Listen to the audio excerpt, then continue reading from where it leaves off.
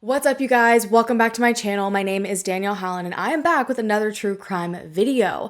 And as you can see from the title, this is a massive update. I don't think I've ever been able to put an update out as quick as this. 2 months ago, I posted a video on the murder of Kirby Carpenter. We were all just like completely beside ourselves with how frustrating it was and the circumstances, and we were all waiting for this moment to come. Now, if you've not seen that video, this update video will not make any sense, so I'll make sure to have that original video linked down below. But just as a refresher, Kirby Carpenter was 36 years old, an entrepreneur, and a father of two living in Tippah County, Mississippi. Now, his family last saw him around Thanksgiving last year, so in 2022. But after hosting his Thanksgiving meal for his family, Kirby dropped entirely off the radar.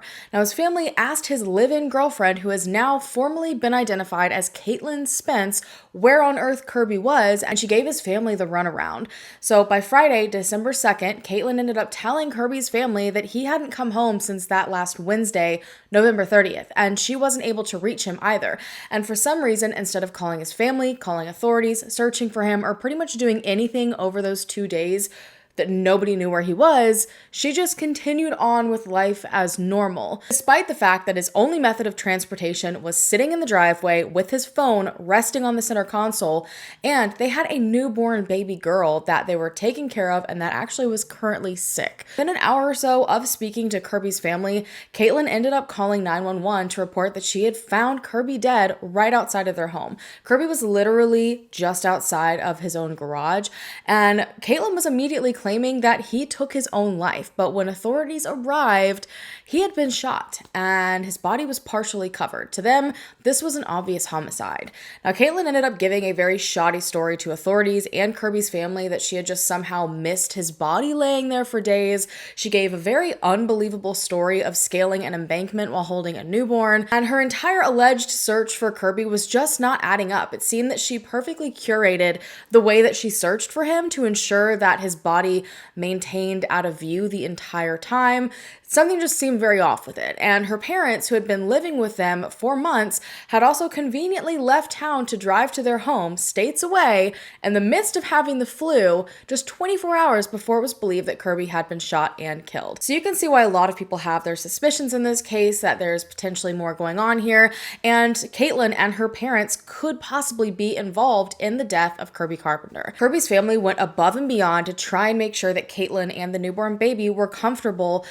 They're grieving, they're dealing with loss too, but despite the fact that there's rumors spreading that Caitlin and her parents may possibly be involved. But it didn't take long for the situation to turn tumultuous and for Kirby's family to start wondering about their involvement as well.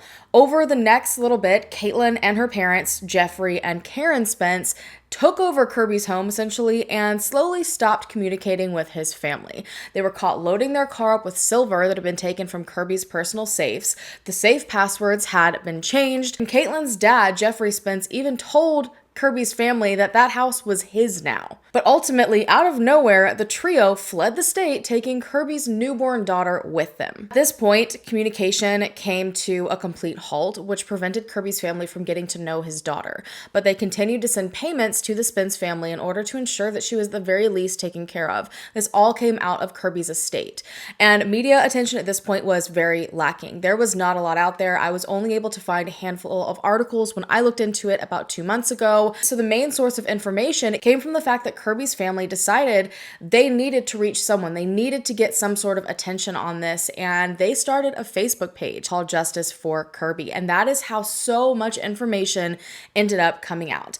Kirby's family showed all of the details that they could. They showed videos of his home. Again, like I'd already said, the walk that Caitlin claimed to take with a newborn baby to search for Kirby, as well as the area that his body was found. So a lot of people started to cling to this case. You started seeing it on TikTok, YouTube, podcasts, because it seemed so blatantly obvious what was going on here. Where I left off in my previous video, Kirby's family decided to ask for a welfare check on his little girl because they'd just been sending over money monthly, and at this point they had been trying to wish her a happy birthday. Her first birthday had just passed, pretty much doing anything they could, reaching out numerous times to get some sort of communication to make sure she was okay, and they were getting nothing. But when authorities went to the home where all the checks were being sent, the house was completely burned to the ground, and the only thing left standing was the mailbox. So they had been going to this burned down house to get the checks every single month, and this made locating Caitlin and Kirby's daughter a little bit more difficult, and we kind of hoped that maybe something would come of this, that CPS would get involved, that something would happen, and it would lead to answers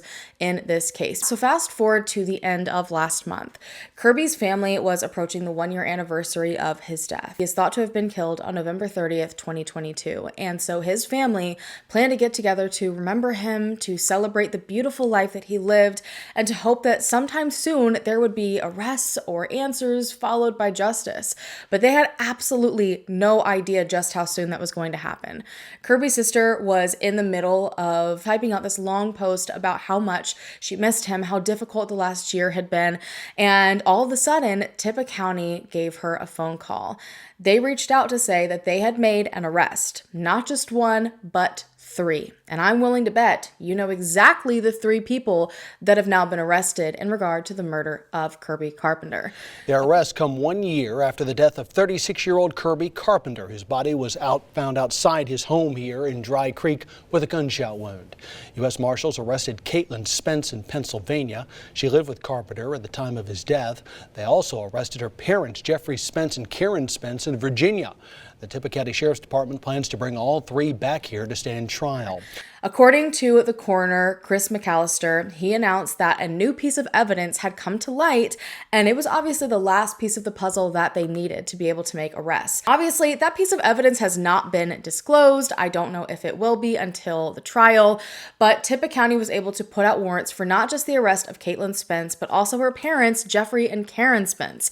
Now, it took a massive collaborative effort between multiple organizations to track down and arrest all 3. Tippah County had reached out to the Capital Area Regional Fugitive Task Force with the U.S. Marshals to help them locate the entire family. And on November 30th, 2023, exactly a year to date from when it is believed Kirby was shot and killed, his ex-girlfriend, Caitlin Spence, was arrested at her grandparents' home in Brookville, Pennsylvania. Now, at the exact same time, U.S. Marshals had managed to track down Caitlin's parents, which apparently took efforts from like the entire East Coast, and they were both located and arrested the same day in Sugar Grove, Virginia. And according to Sheriff Chip Schuler from Virginia, Karen and Jeffrey had just relocated to that area. So they seem to get around. All 3 of them have been charged with not second-degree murder or even first. You guys, they have all been charged, all of them, with capital murder. Now, there are a lot of reasons why someone could be charged with capital murder. When I was refreshing myself and going through the list of like the different circumstances, the one of killing for financial gain really stuck out to me. Now, I don't know if that's the exact reason, but I would be willing to bet on it. And that also means that the death penalty is on the table for all 3 of them. Now, if one of them decides to take a deal, give some sort of answers, that could possibly drop down to life in prison, but I don't know if that's going to end up happening. At 4, Tippah County woman accused of killing her boyfriend along with her parents will return to the Magnolia State. That's according to my conversation with the deputy warden at the Jefferson County Jail in Pennsylvania. Brandon Schott told me that Caitlin Spence waived her right to an extradition hearing. It comes 24 hours after the U.S. Marshals told me they arrested her at her grandparents' home in Brookville, Pennsylvania. That is about 12 hours from Tippah County. Spence is accused of killing her boyfriend, Kirby Carpenter. Spence's parents are also facing charges. She lived with Carpenter at the time of his death. Right. And as of December 5th, she is back in Mississippi waiting to go before a judge. I can only imagine her bond is going to be massive. Karen and Jeffrey, on the other hand, are being held at the Southwest Virginia Regional Jail the last time I checked. I don't believe they have been moved anywhere, but it does seem like they are fighting extradition. I saw a couple of articles say they were waiting to be extradited, but then I saw another one stating that they will face a judge in Virginia on December 13th. So I'm assuming they have obtained attorneys and they don't want to be taken back to Mississippi. So ultimately, that get-together Kirby's family planned to remember him on this anniversary of his death turned into a celebration that those responsible have finally been arrested and charged.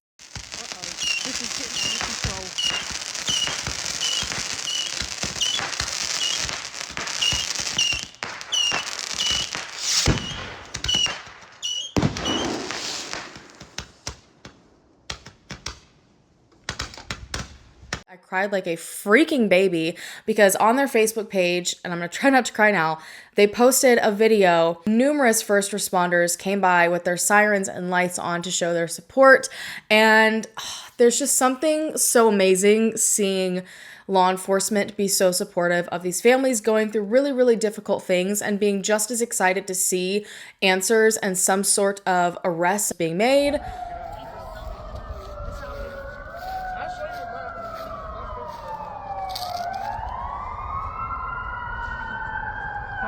Praise God, the day has come.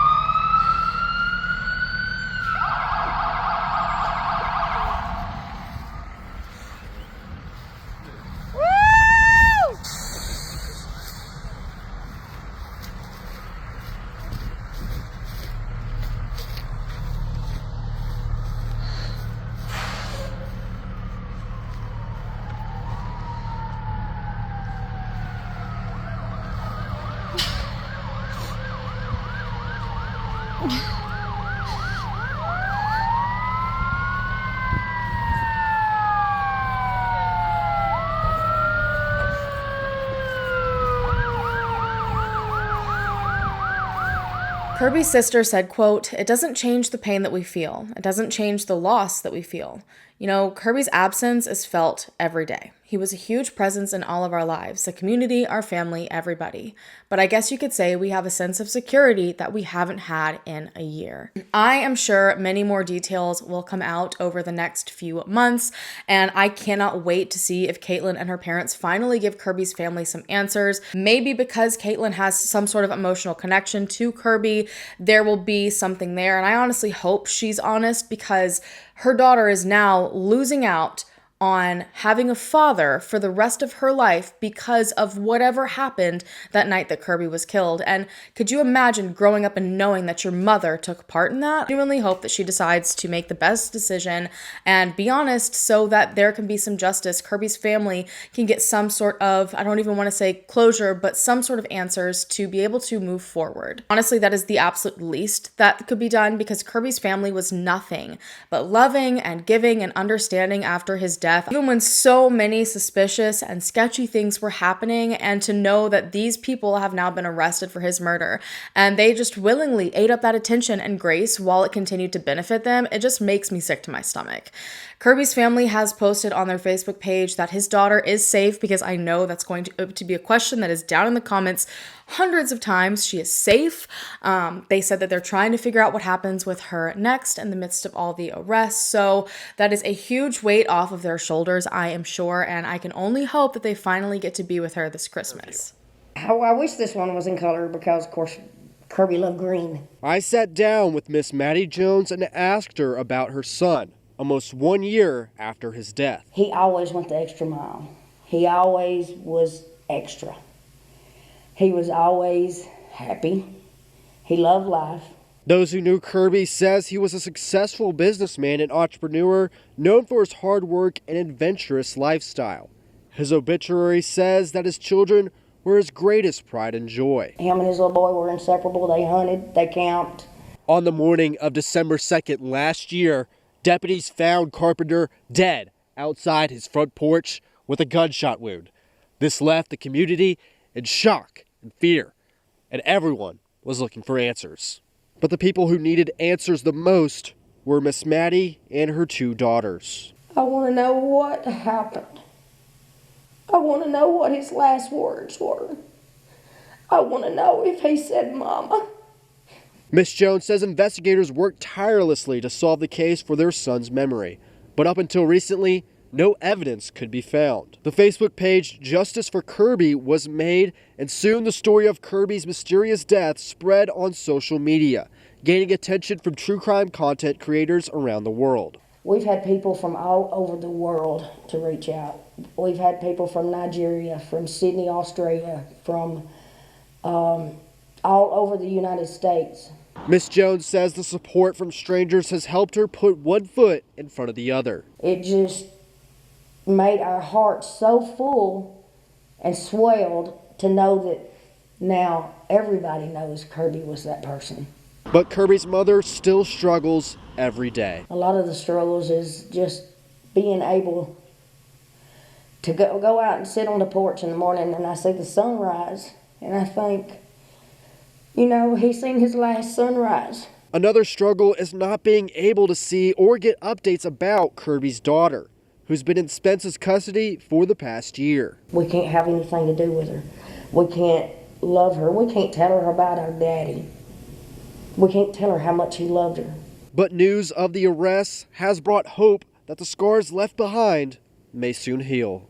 Hopefully now everything will work out and we'll be able to tell her about her daddy. It helped us to know that justice for Kirby did prevail. I'll make sure to update you guys as soon as I know more. I just knew I wanted to get this out as soon as possible because you guys were so invested in Kirby's case and have been so supportive to his family, and I'm sure you would want these answers as soon as we have them. Again, I'll try to make sure I keep you updated in regards to court appearances, the upcoming trial, and details that come out. But if you do want them right away, his family is very active on their Facebook page, so definitely go there for instant updates.